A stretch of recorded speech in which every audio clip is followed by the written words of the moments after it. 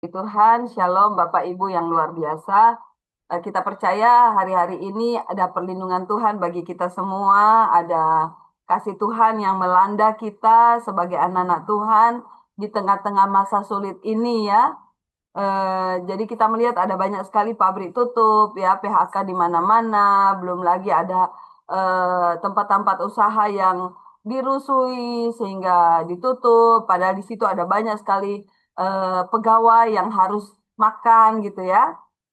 Dan ini memang adalah penggenapan firman Tuhan. Kita tidak bisa menyangkal bahwa ini adalah penggenapan firman karena Tuhan sudah berulang kali menyampaikan kepada kita melalui firman Tuhan bahwa di akhir zaman akan terjadi banyak sekali masa-masa sulit. Kita buka dulu di kitab 2 Timotius 3 ayat yang ke-1.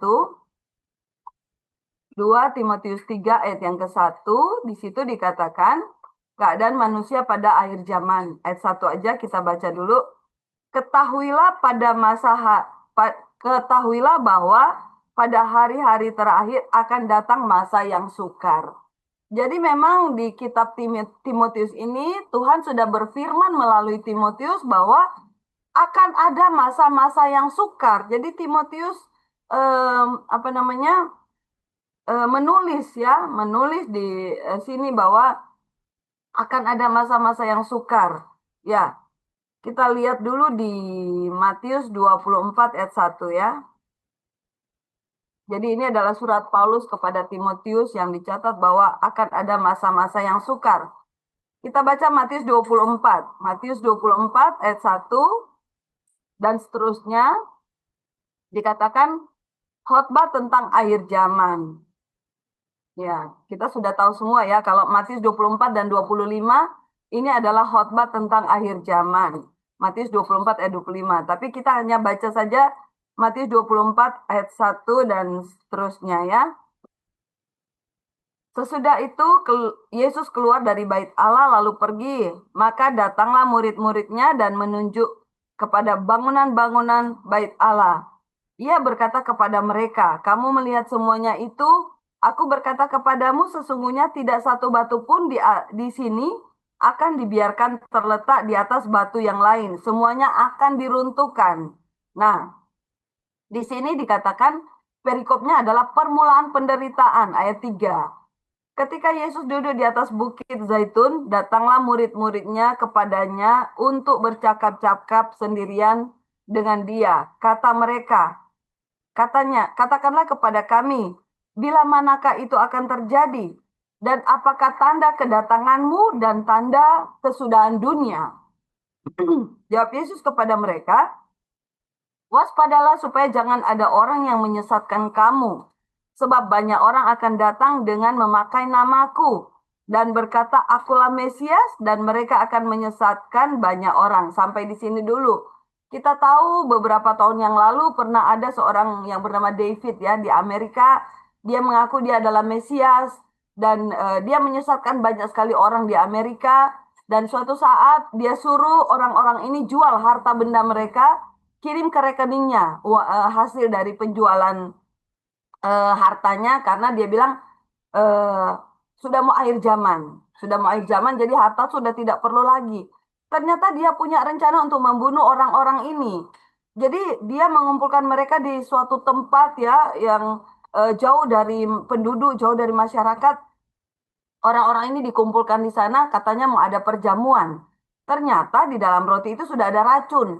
Dia mau membunuh orang-orang itu supaya kekayaannya itu masuk ke dia semua. Jadi dia bilang, harta sudah tidak ada artinya. Ayo jual semua hartamu dan uangnya ditransfer ke rekeningnya David ini. Supaya katanya mereka tuh mendapatkan hidup yang kekal. Ya, kemudian dia bawa ke satu tempat itu dan ternyata dia mau racun orang-orang ini dan akhirnya David ini ketangkep ya. Dan pernah juga di Indonesia ada seorang yang bernama Eko. Bapak Eko ini juga sama seperti itu. Dia katakan harta sudah tidak ada artinya, jual aja hartamu dan uangnya dikirim ke rekening dia gitu ya. Kemudian eh, Eko ini kabur setelah uang orang-orang itu dimasukkan ke rekeningnya. Jadi itu banyak sekali ya peristiwa-peristiwa orang-orang yang mengaku Mesias untuk menyesatkan banyak orang. Ternyata mereka punya kepentingan untuk kekayaan pribadi. Nah, itu penyesatan. Dan sekarang ini juga banyak ya film-film, kita perlu waspada film-film yang ada di YouTube. Nggak semuanya itu rohani, benar-benar rohani Kristen. Karena kelihatan seolah-olah rohani ya, apalagi produk-produk yang kita tidak kenal ya.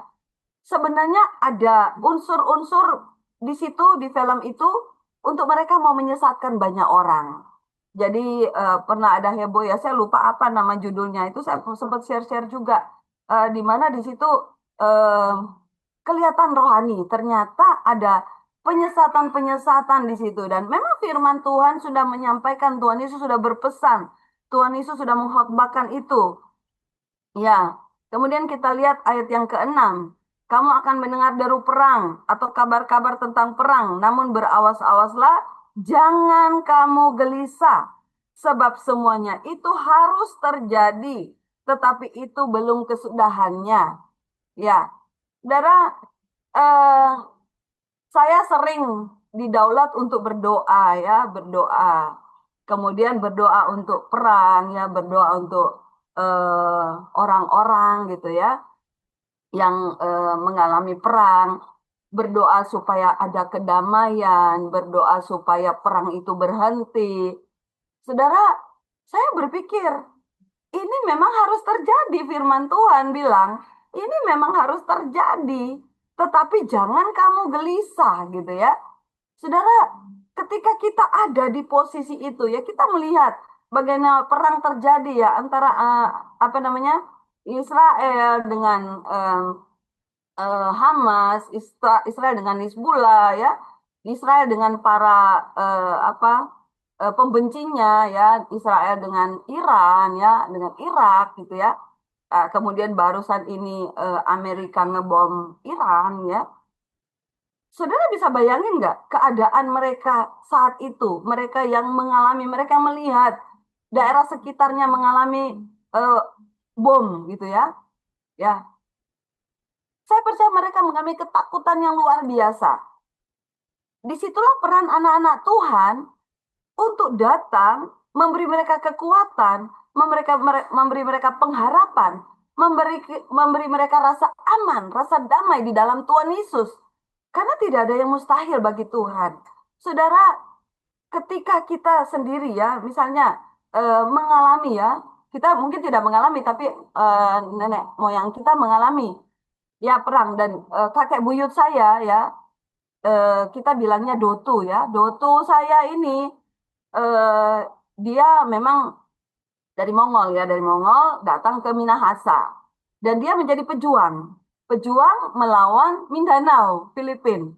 Ketika Filipina mau menguasai Indonesia, mereka adalah pejuang-pejuang ya di dalam peperangan ini. Jadi Dotu kami ini, kakek buyut kami ini, dia adalah seorang pejuang dan tercatat di dalam sejarah bahwa dia adalah pejuang. Ya, saya bisa bayangin bagaimana eh, menurut cerita ya, eh, ada rumah, ya Dotu saya ini punya rumah, rumah panggung, dan mereka dengan peralatan-peralatan sederhana membangun pertahanan, pertahanan dari musuh. Mereka mengalami yang namanya ketakutan yang luar biasa, tetapi mereka punya keberanian juga untuk melawan, saudara ya, dan akhirnya eh, Mindanao itu bisa tersingkirkan dari Kepulauan Indonesia. Nah, tapi sekarang saya punya teman baik ya asal Mindanao. Lucu ya, Tuhan itu luar biasa ya. Saya punya teman baik ya, sering datang ke Pasuruan dan disitulah rekonsiliasi secara spiritual terjadi, saudara ya. Saya percaya itu ada, karena di daerah sana itu kan sering terjadi percekcokan antara desa gitu ya. Ya karena luka lama, di mana nenek moyang kita pernah mengalami perang.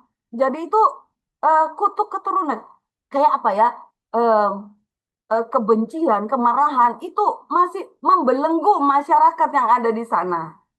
Hanya doa yang mampu mengubahkan suatu kota, suatu desa. Hanya doa. Jadi kami terus berdoa supaya ada kedamaian di daerah kami ya. Mereka terbelenggu dengan minuman keras, mereka terbelenggu dengan kemarahan, emosi itu. mereka terikat.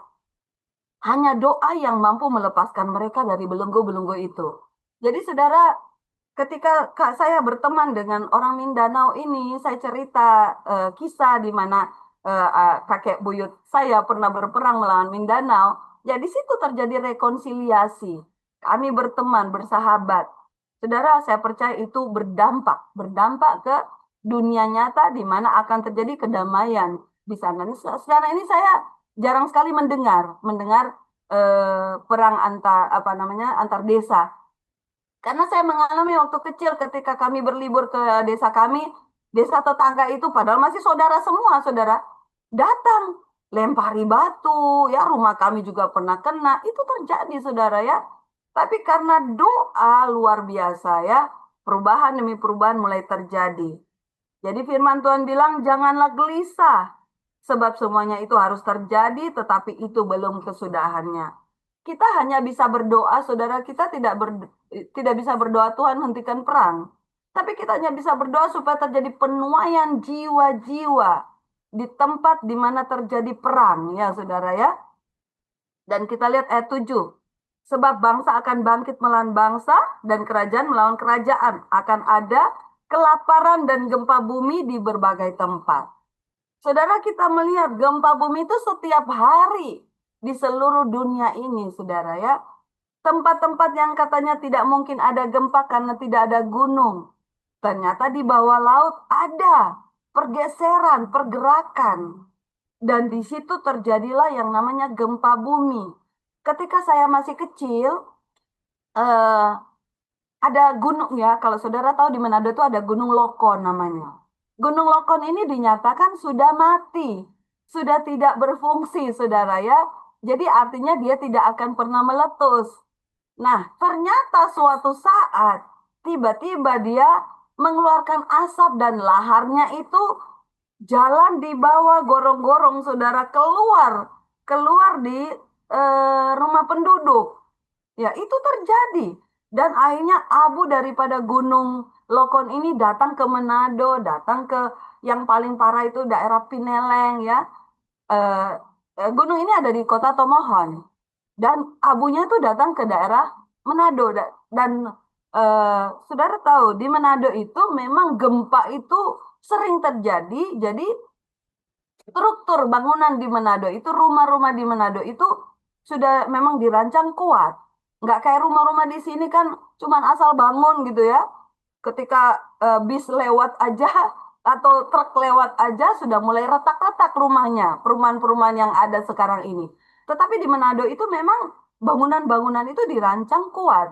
Makanya ketika terjadi gempa yang luar biasa 7,1 waktu itu di Manado, cuman ada retak-retak di mall yang ada apa namanya reklamasi ya, mall yang direklamasi itu. Jadi cuman ada retak-retak, nggak sampai kita kan tidak pernah dengar kayak di Jogja ya sampai runtuh seperti itu ya. Tetapi juga mungkin ya karena doa-doa orang benar ya, ya orang-orang berdoa untuk Kota Manado ya, dan terjadilah banyak sekali gempa itu di Manado tuh hampir setiap hari. Tetapi orang sudah terbiasa. Tetapi hari-hari ini karena banyak kejadian-kejadian yang luar biasa, jadi banyak orang ketakutan. Tetapi justru di situ terjadi pertobatan jiwa-jiwa. Orang cari Tuhan. Ya, orang cari Tuhan. Ya, di sini katakan ada kelaparan. Saudara, ada kelaparan. Tetapi kalau petani ya rajin menanam, dia tidak akan kelaparan. Orang-orang yang mencari ikan, dia tidak akan kelaparan. Ya, di kota pun sekarang sudah mulai digalakkan yang namanya bercocok tanam. Sekarang tuh media-media tanam tuh sudah macam-macam. Ya, dari sabut kelapa ya. Ya, sekarang ini luar biasa teknologi yang luar biasa di pertanian, Saudara. Kita beli tanah mahal, betul nggak? Bapak Ibu yang di kota besar kalau beli tanah kan mahal ya. Ya. Nah, sekarang ada teknologi yang luar biasa hanya dengan sampah-sampah organik itu ada obatnya, kemudian dicampur dengan tanah, ditutup dengan tanah, dalam waktu 5 bulan, 6 bulan dia sudah jadi tanah sampah organik ini semua. Dan saya sudah praktekkan itu.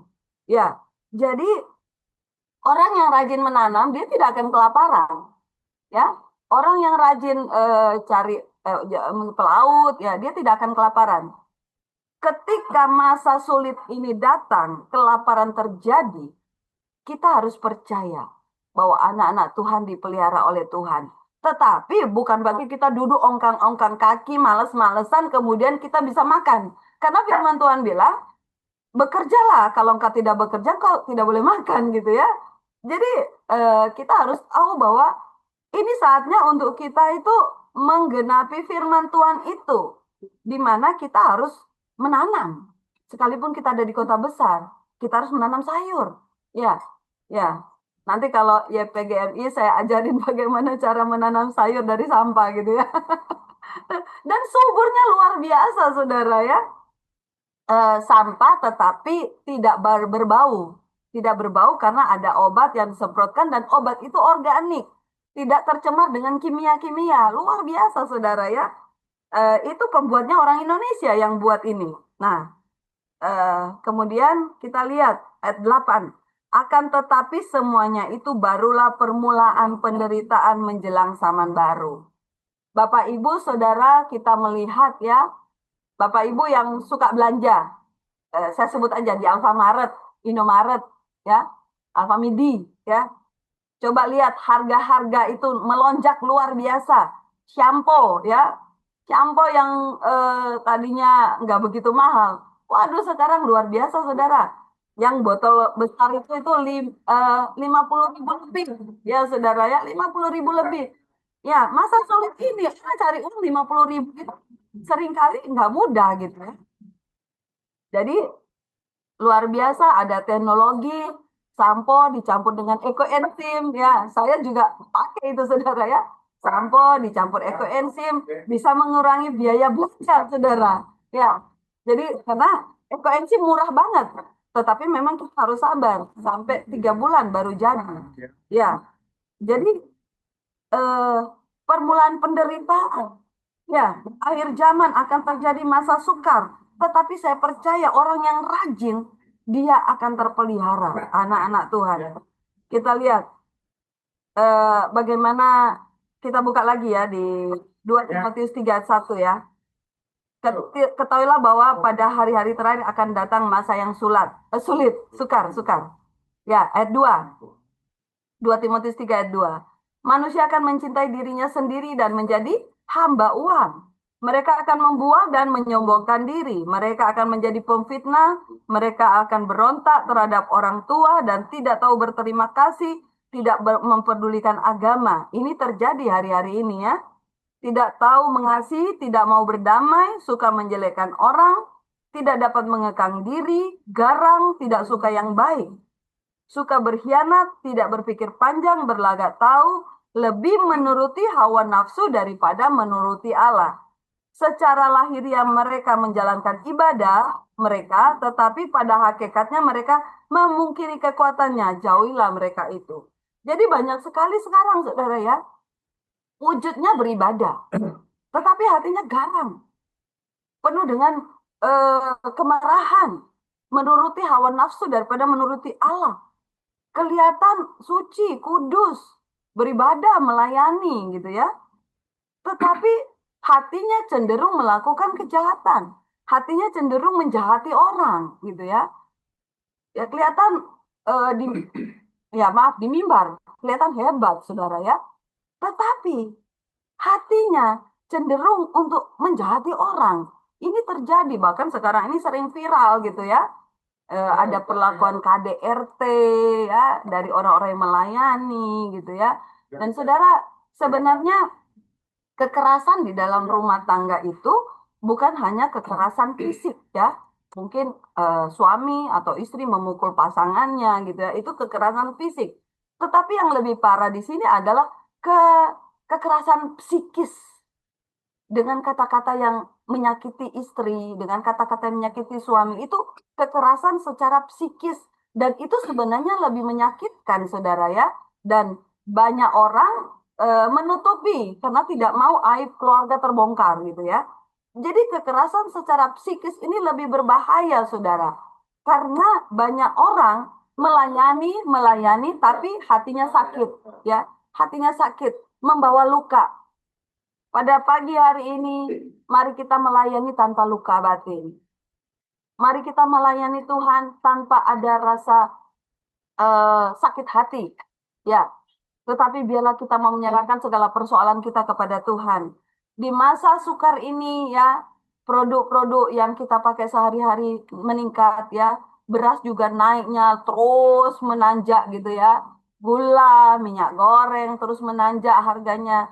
Tetapi percayalah ketika kita ada di dalam Tuhan, kita sungguh-sungguh dengan Tuhan, ada pemeliharaan Tuhan yang luar biasa. Amin. Tuhan tidak akan pernah meninggalkan kita, saudara. Janjinya. Dan saya juga sudah menyaksikan betapa luar biasanya Tuhan di dalam kehidupan kita. Saudara, barusan ini saya ada sakit. Nanti satu saat saya akan bersaksi. Ya, saya ada sakit dan eh, waktu itu eh, Tuhan proses kami ya luar biasa dan eh, saya melihat kebaikan Tuhan di tengah proses, saudara ya. Eh, Gloria ini kan kadang-kadang donaturnya itu terlambat ngasih gitu ya.